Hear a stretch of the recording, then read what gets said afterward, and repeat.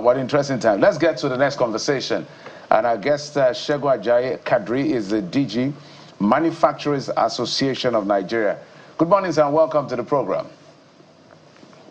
Good morning, and thank you for having me on your show. So just as context, so that the audience will follow us before I throw in my question, the Senate is urging the federal government to enforce ban on textile imports. And from the last data, I've had conversation with the people within the textile industry. They told me that in the glory days of the textile industry, we had about maybe 200 of them in the factories. I don't know what it's called, or plants this time across the country. But as we speak, or as at the last time I had a conversation with them, they're left with maybe about 20, which is more like 10% of what was. So you can see how much drop that has happened. So this is to the intent that they are trying to curb massive foreign dependence and stimulate local content production. That is the narrative, that is the intent of urging the federal government to enforce this ban. So two questions in one. What's your response to this statement by the Senate, or the argument by the Senate that there should be an import ban on textile industry? And do we have the capacity to satisfy local production to the point of being net exporter of the same textile material? Okay, thank you for raising those issues, because you have actually hit the kernel of the matter. The Senate or the National Assembly is to be commended for coming to the realization that something needed to be done about this very important sector. And the figures you have given are correct. It should be concerning to every Nigerian that once you spend as much as $6 billion every year to import textile and garments into your country, you are actually importing unemployment and exporting jobs. So it is concerning, and what the National Assembly has said should be one of those things that could turn around the situation and improve domestic consumption. So to that extent, and there are examples around the world that if you ban importation or in a way close your economy to some measures, to some level of importation, you are able to stimulate domestic production. But the second part of your question has brought the matter to the table. Do we have capacity? So I think in order to answer all of this, we need to go back to how did we get here? Where did the rain start to beat us? Did we suffer this situation because of importation alone? What is responsible for the drastic reduction to 10% of the numbers? I mean, this is particularly graphic for me because my earliest days in MAN, I was executive secretary in Kaduna and I covered 7 states and Abuja. We had more than 10 textile industries, 6 of them operating in Kaduna where I had my office. We have 0 number now in terms of fully operational textile industry. So I can feel it. And I think some of the issues were demonstrated. But it is not the massive importation of textile materials and garments that led to the collapse of this industry that potentially could be and was the highest employer of labor after government. So, but that's not the only reason. There are several other reasons. And so if you want to impose a ban, there has to be a lot of issues that are taken into consideration. You have to do it simultaneously with several other things, de-risking investment in the sector and ensuring domestic capacity so that people do not suffer artificial scarcity and that we do not have people taking advantage of the situation just as they have done when government tried to do this in the past. And this is not the first time we are doing it. So that would be my response to the fact that, yes, if you ban importation, you are likely to stimulate domestic production. But is that all that it takes? And did you have enough consultations with the stakeholders to be able to take this monumental decision? Because it's going to impact on the trade agreements that we have, either within the ECOWAS sub-region, under the AFCFTA, in WTO, and so many other multilateral and bilateral agreements that Nigeria has entered into. So it's a holistic thing that you need to take into consideration before you ultimately ban. There has to be stakeholders' engagement and so on and so forth. So this is particularly targeted at China. We import most of our textile from China, right? So I'm not sure how AFTA will come into place, since AFTA is mainly African. We, in fact, do very little trade with ourselves in Africa, right? But that's aside. So this is a China thing. A lot of the imports come from China. And as you've said, it's not because of the imports that we now have moribund industries. Perhaps because we progressively had industries that went under, that people had to turn to China. But I want you to give us a number, right? If looking at your dashboard, the Manufacturers Association of Nigeria, how many textile plants are in operation in Nigeria today? I had seen some figures earlier on, but you have at least the live numbers. How many of them? Okay. So, well, let me first of all give a caveat, because I know where you are going. I think we have between 20 to 24 industries. And people who are not conversant with how industries work will be wondering why I'm not able to give specific figures. You see, in manufacturing, you have what we call resurrection. That's industries go into coma when the weather is bad, and then when there's a stimulating factor, maybe that government incentives or measures or government policy that will promote their revival, they come alive. So we have about 2024, only about 4 or 5 of them are barely operating. And in fact, in most cases, they produce to order. It is because of several factors that I don't know if this program will allow us to say, that has left them in that kind of a situation. Most of them, all of them literally, that are, all of those that are existing, produce at less than 30% of installed capacity, whereas others are literally closed. So I don't know what to make of the number after I have given this scenario. You said you know where I'm going. And to be fair, I'm not planning anything here. I just want to have the numbers, then know just how well the numbers can carry the demand in that sense. So I recall maybe late 90s or thereabouts, there was this development levy. So 10% import duty from textiles being imported would then be sort of given to manufacturers in Nigeria. So with this proposal to ban the importation, one, I think it's clear, you and I know that we can't carry the burden of the demand with what we have on ground. So how do you suggest we go about this so we're able to balance, whether you call it the demand from the burgeoning fashion industry in Nigeria, which is beautiful to see, right? And also protecting our local industries. How do you suggest we go about this? Yes. Again, you hit the nail on the head. And I want to appeal to the National Assembly. Don't let us go through this route again. The failure of policy in Nigeria has been principally because there's no stakeholders engagement. You can't shave my head in my absence. And there are certain statements that we make or certain resolutions that we pass, certain policies that we bring on board, and even laws that we enact that do not reflect substantially what is happening on ground. And that is the reason why well-intentioned resolutions, policies, and laws fail to achieve their objective. There is need for stakeholders' engagement. There is need to call all the existing textile industries to ask them when, how, and where can you scale? Because we have an idea of the national demand. We know the reasons why we are operating below 30% of installed capacity.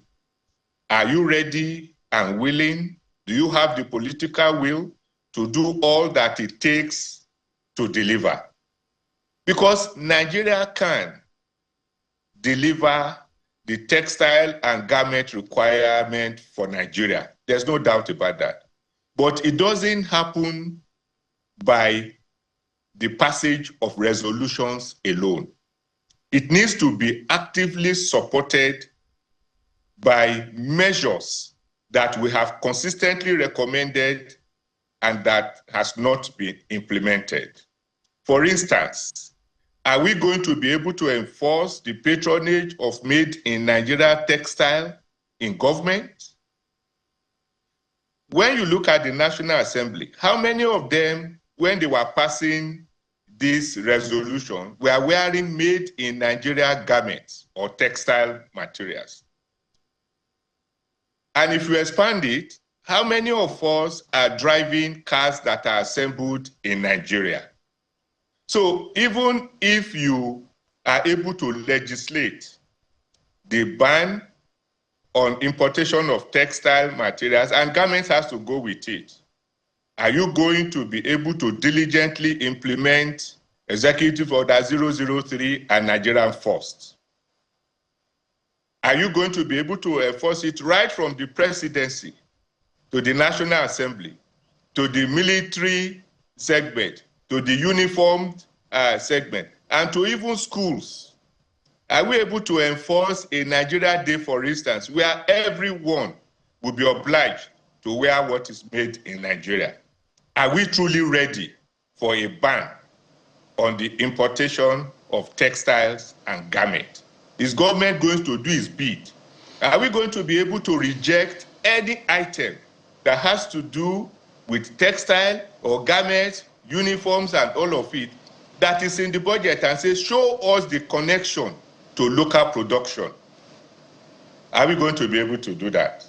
Are we going to be able to muster what it takes to effectively implement the 30% plus IAT in terms of importation from third countries? Are we going to be able to enforce the sovereignty, the security of our borders, that we will not have the ban coming to North?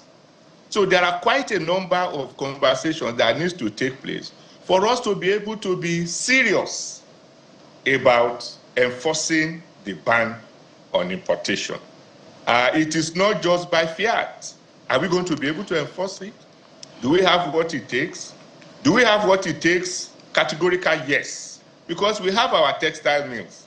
We have the textile industry. Government can be intentional to promote this very vital sector that can deliver jobs, that can deliver advancement. Those obsolete equipments and machines that we have, are we ready to fund them?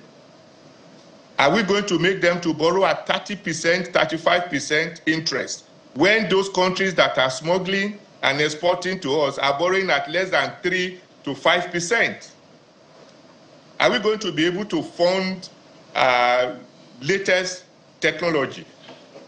Are we going to ensure backward linkage with production of cotton to the factory floors? So what are the obligations? Why did the previous incentives, the measures that were taken by government, why did they fail? Have we gone beyond those challenges that led to the failure? I mean, so those are the issues that we need to take on board, that before you say you have an effective ban.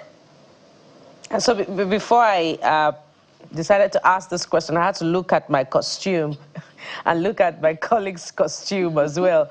And, you know, I couldn't run away from the fact that I've been fingered in your commentary as well. But another key part that you mentioned is, you know, backward integration for cotton. What would it require for Nigeria to return to the historical peak of the required cotton production to ensure that the industry is jump-started, aside the political will, which is also critical? Okay, so the problem with the textile industry is almost a general problem that we have.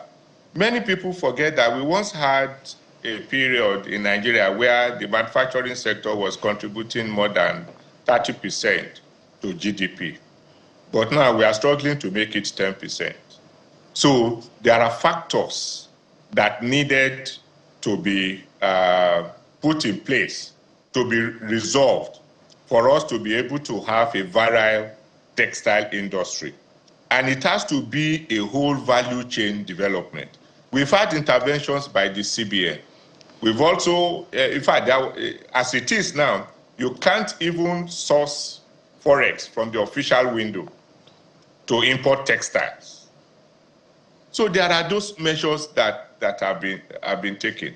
But the general issue of intentionally promoting domestic production is what we need to address. We need to ensure, for instance, in co-creating an atmosphere that supports cotton, textile, and garment value chain. It has to be a deliberate one.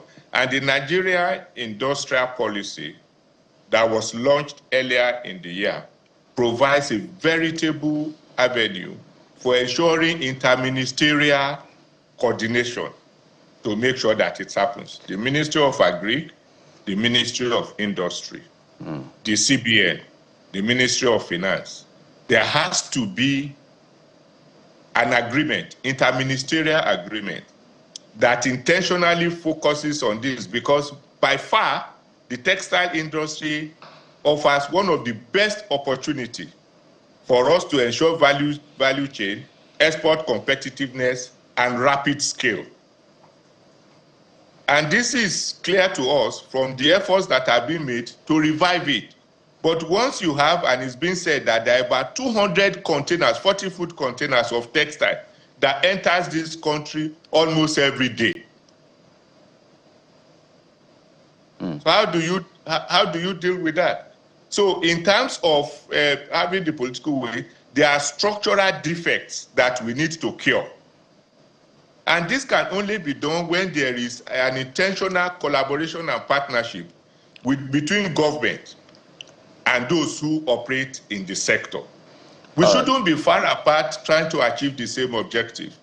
We need to be able to work together and to get to the bottom of the matter. Otherwise, we are just going to create an atmosphere that is good to hear, but difficult to feel. So, Mr. Kabri, let's do some housekeeping, but correct me if I'm wrong and give me the exact data in case I called the wrong one. But I think there was some bailout that was released for the CTG. That's the cotton, textile, and garment, about 100 billion. I think it was under the Muhammadu Buhari administration. First, confirm whether it was actually released and what was done with that fund, because this question will arise because we're talking about import substitution as a viable option for us to be able to exercise our authority in terms of sovereignty to be able to ban and one, satisfy local production and then be net exporter. That is the aspiration, whether it's the energy sector, it's the textile sector, that's what everybody's aspiration is. So talk to us about that 100 billion naira bailout for CTG and what happened to it and why, maybe it didn't do what it was supposed to do. Well, honestly, that ended up in a nightmare for us because it was a good feeling. We were excited about that initiative. But like many other things that went awry in the previous administration, affected that facility. Because the disbursement, we continued to say, didn't follow the trend that we expected, and that it didn't deliver much.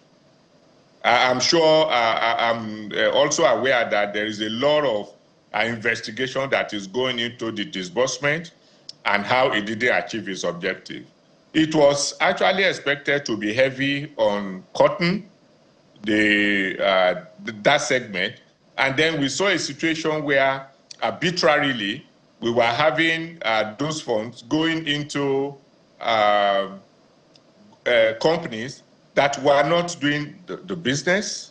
We also saw a situation where it was not directly linked to the value chain, where it will go to the mills and then go into production of textile and then transiting to garments. So that structural linkage didn't exist. and the process was not transparent. So, and that is what I'm saying, that we didn't co-create an atmosphere that will make it watertight, so to say, for us to be able to achieve success. It is the intentionality of it that is actually the problem. So, Mr. Kadri, without trying to cut into your thoughts, so are you saying that the money didn't get to who it's supposed to get to, and that is the reason for that is because the people who disburse were not transparent in the process? I want to know where to place the blame. Yeah, it's part of the story. It's part of the story. And then you know that you give me money and there's no power.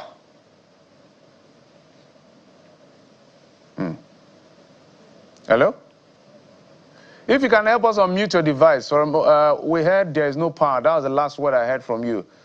Mr. Kadri? Okay, so when there is no power, and when I still need to borrow some more to augment what I've received, there's still massive importation,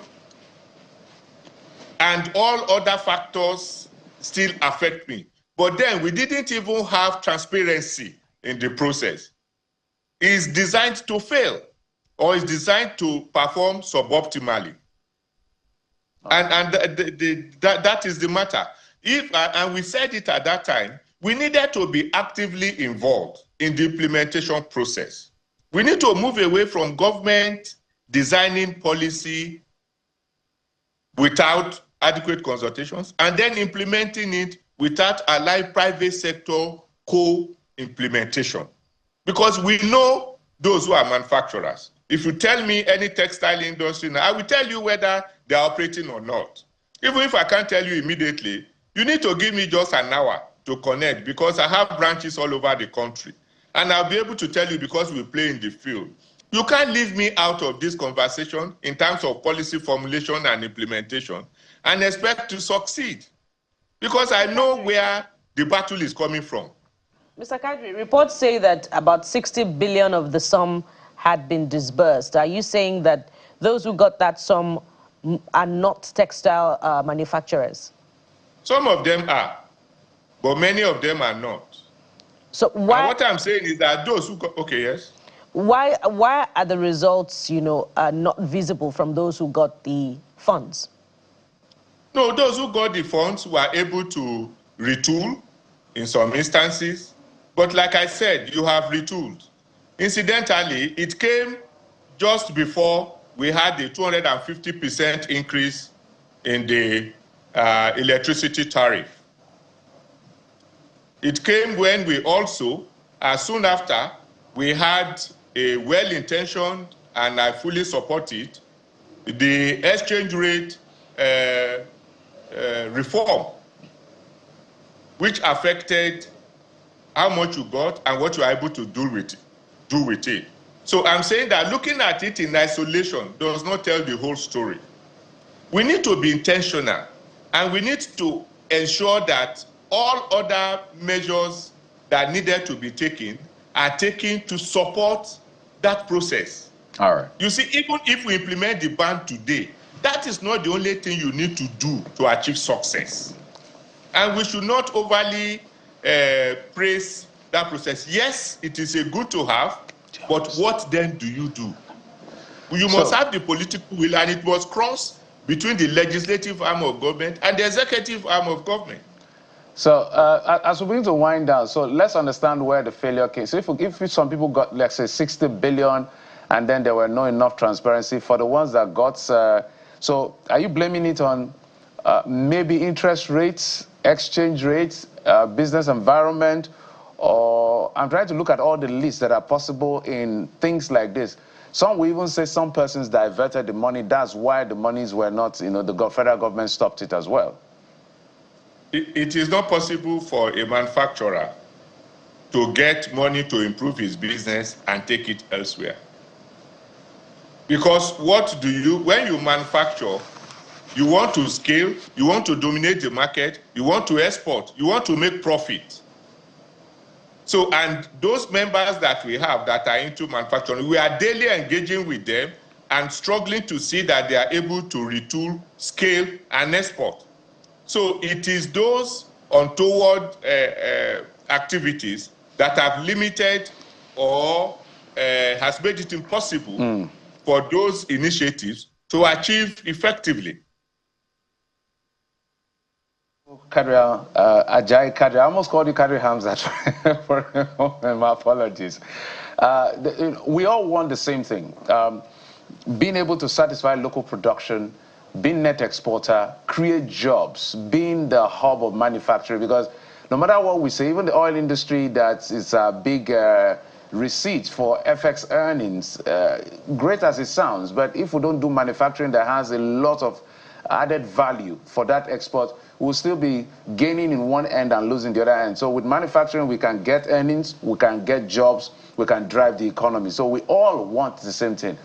So we'll keep engaging you and every policymaker to see how this can turn around so that we go from the 20 or 24 back to the 200 as soon as it's possible. Mr. Shegu Jai Kadri, DG Manufacturers Association of Nigeria. Thank you, sir. We appreciate you. Thank you so much for having me.